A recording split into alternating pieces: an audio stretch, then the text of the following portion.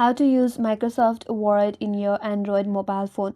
Hi everyone, this is Kate and welcome back to another video. And on today's video we will see how to use Microsoft Word in mobile. So without further delay, let's get started with this video. First of all, you need to install the application. For that, open up Google Play Store. Tap on the search icon from the bottom right corner and in the search bar, search for Microsoft Word. After that, you have to tap on install button to download and install the application. Once the installation is complete, now you can open up the application.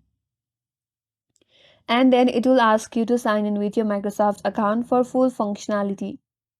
So log in with your Microsoft account. Once you're logged in, you will have this interface. So from there, tap on the plus icon from the top right corner. Now here, you can open an existing document from your device or cloud, or you can create a blank document. So tap on blank document. Now once you're here, you can type in the text to your document with your keyboard in your mobile device. And you can use the toolbar on this interface at the top of this keyboard. You can either make it bold, you can select the text and then you can make it bold, italic, or you can even apply the underline. So if you keep on swiping this toolbar to your left, you can add tables, you can add images and other elements from here. If you want to add pictures, tap on this picture icon and from your gallery, you can select in pictures.